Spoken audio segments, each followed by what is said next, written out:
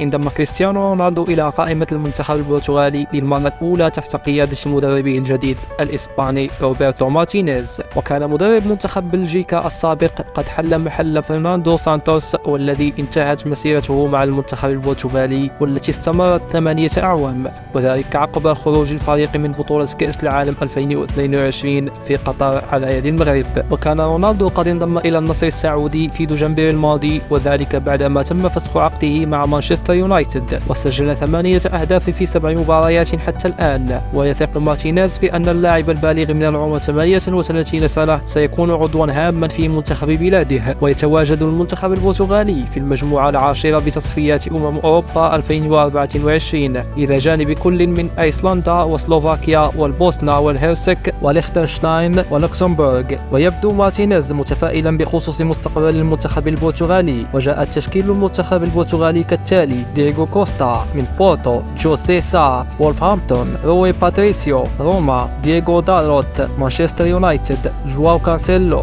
بايرن ميونخ، دانيلو بيريرا، نونو مينديز كلاهما من باريس سان جيرمان، بيبي من بورتو، روبن دياز مانشستر سيتي، أنطونيو سيلفا بنفيكا، غونشالو إناسيو سبورتينغ لشبونة، دييغو ليتي يونيون برلين، رافائيل جيريرو بروسيا دورتموند، جواو بالينيا فولهام، روبن نيفير ماتياس نونيز كلاهما من وولفهامبتون، برناردو سيلفا مانشستر سيتي، برونو فرنانديز مانشستر يونايتد، جواو ماريو بنفيكا، اوتافيو مونتيرو بورتو، فيتنيا باريس سان جيرمان، كريستيانو رونالدو النصر، غونشالو راموس بنفيكا، جواو فيليكس تشيلسي، رافائيل لياو ميلان، دييغو كوتا ليفربول.